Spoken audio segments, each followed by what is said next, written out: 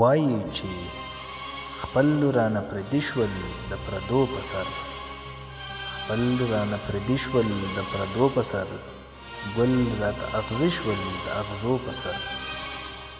نن خو مړه راټیټ شولو اسمان په ما، ستوري مې ځلیږي د بڼو په سر.